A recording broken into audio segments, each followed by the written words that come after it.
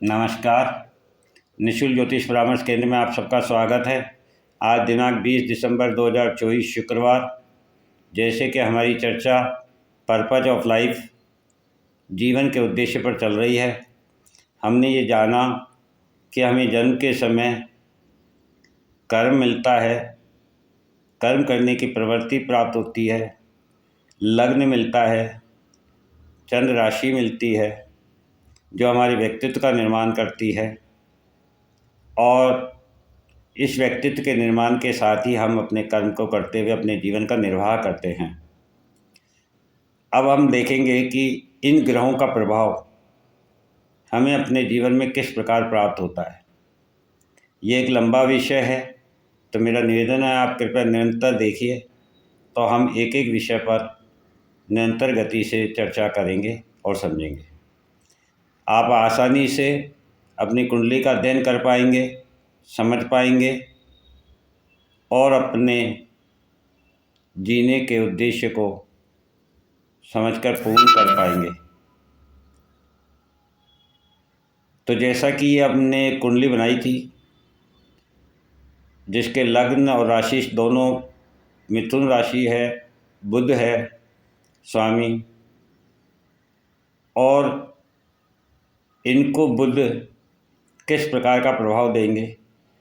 तो सबसे पहले हम जानते हैं बुध बुद्धि, विवेक, वाणी के कारक ग्रह हैं, व्यापार के ग्रह हैं, और बुध इनके लग्नेश और सुकेश होकर के पंचम भाव में बैठे हैं। पंचम भाव बुद्धि का, पूर्व जन्म का, संतान का, प्रेम प्यार का है, और पंचम भाव में तुला राशि है जो बुध के मित्र ग्रह की है, जिसके स्वामी शुक्र है। शुक्र चेतना को दिखाते हैं और तुला राशि बैलेंस को दिखाती है। इस प्रकार, और बुध यहाँ पर विशाखा नक्षत्र में बैठे हुए हैं। विशाखा नक्षत्र गुरु का है, जो ये बताता है कि कई शाखाओं को प्रदर्शित करता है, अर्थात इनके व्यक्तित्व की चर्चा जब हम करेंगे तो व्यक्तित्व में इनके प्रेम होगा, प्यार होगा, लेकिन उसमें एक बैलेंस होगा। यह अति मोह में पड़कर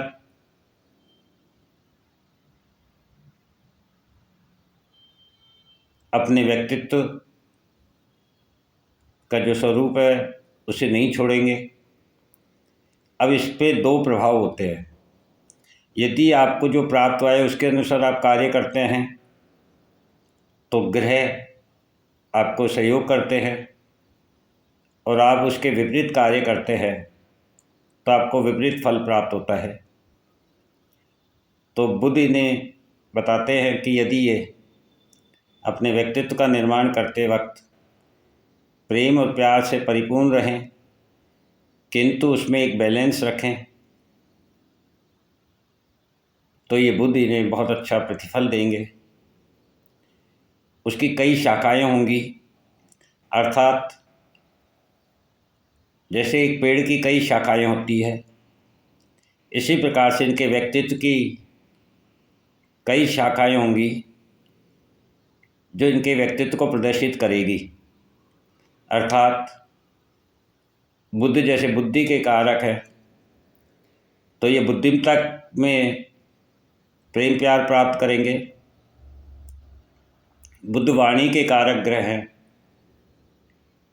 तो ये प्रेम प्यार में भी अपने व्यक्तित्व का कई शाखाओं के साथ निर्माण करेंगे, अर्थात इनके कई मित्र होंगे। बुध व्यापार के कारक ग्रह हैं, अर्थात इनके व्यापार की भी कई शाखाएं होंगी या कई प्रकार के व्यापार होंगे, कई प्रकार की इनके पास कलाएं होंगी और ये हर चीज़ में सामंजस्य बैठाने में, बैलेंस करने में सक्षम होंगे और ये बैलेंस ही इनके सुख का कारण बनेगा। जब जब भी बुध की महादशा इनको आएगी, ये बुध इस प्रकार से इनको फल प्रदान करेंगे। बुध की अंतर्दशा हो, महादशा हो, प्रत्यंतर दशा हो, तो इनके प्रेम प्यार की कई शाखाओं का निर्माण होगा, संतान के कई रूप होंगे। अर्थात ऐसा नहीं है कि व्यक्ति के द्वारा सृजित संतान ही उसे संतान का सुख प्रदान करे। समाज में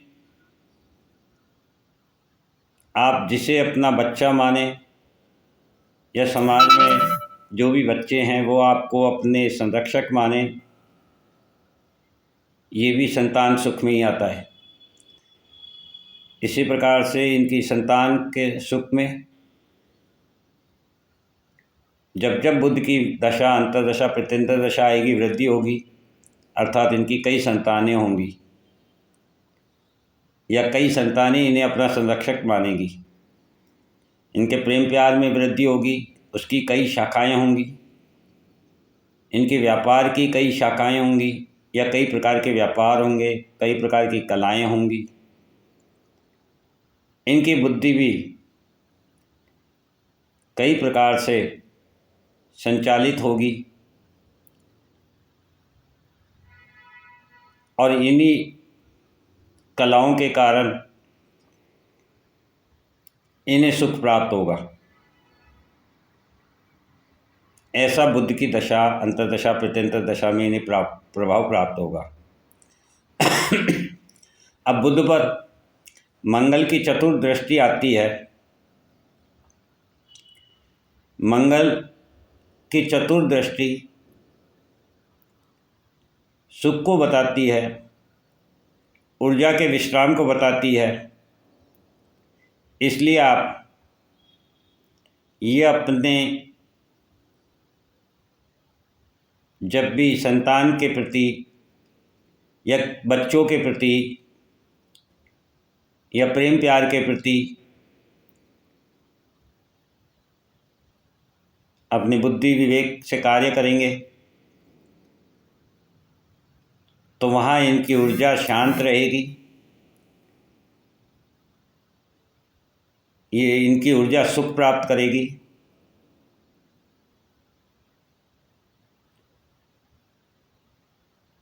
इनका स्वभाव उग्र नहीं होगा, विश्राम के मूड में अर्थात शांति के रूप में होगा। शनि की बुध पर 10वीं दृष्टि आ रही है। शनि की 10वीं दृष्टि कर्म को दिखाती है, पूर्व जन्म के कर्म को दिखाती है।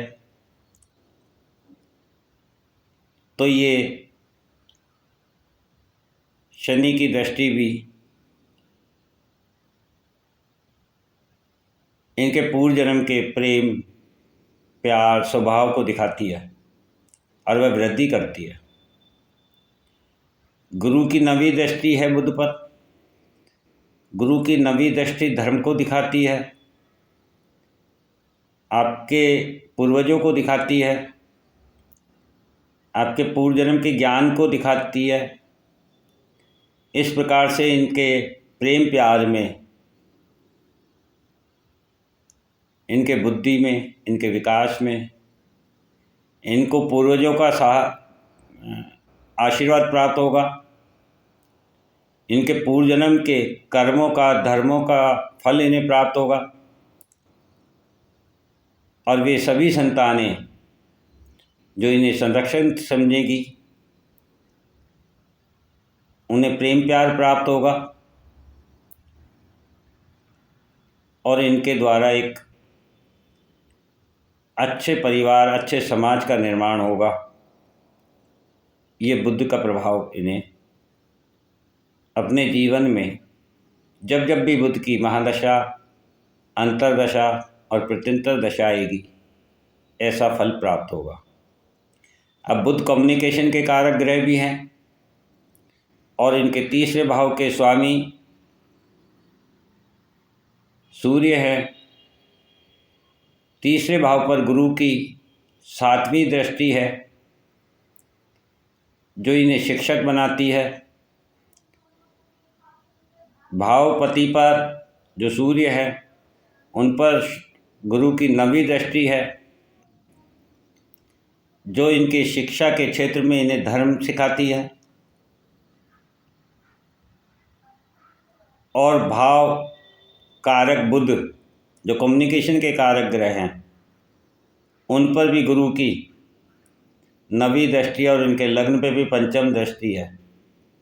इस प्रकार से इनके व्यक्तित्व के निर्माण में इन्हें पूर्वजों का सहयोग प्राप्त होगा। पूर्वजों की भांति इनका धर्म कर्म होगा। इनके भाग्य के निर्माण में इनके पूर्वजन्म, इनके पूर्वजों का इनको आशीर्वाद प्राप्त होगा। जब जब भी इनके व्यक्तित्व पर किसी प्रकार का संकट होगा, इनके पूर्वज इनका सहारा बनेंगे। और 9वीं दृष्टि जो बुध पर है वह प्रेम प्यार में, चेतना में इनके हमेशा धर्म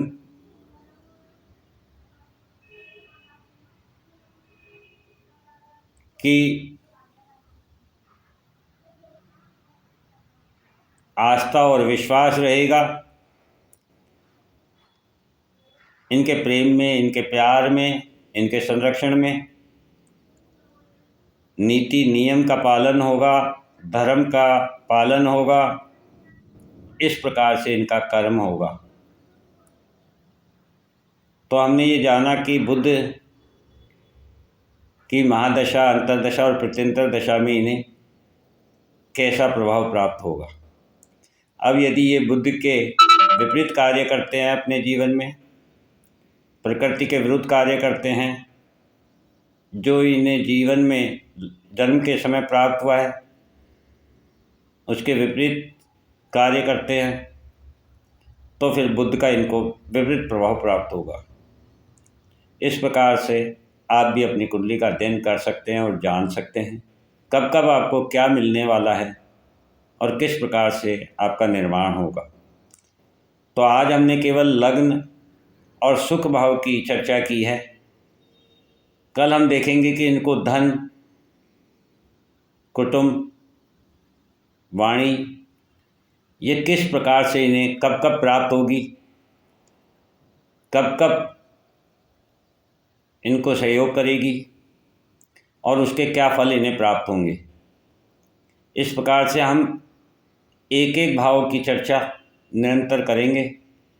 आपसे निवेदन है निरंतर देखते रहें, तो धीरे धीरे आप स्वयं अपनी कुंडली का अध्ययन कर पाएंगे। जय हिंद, जय भारत।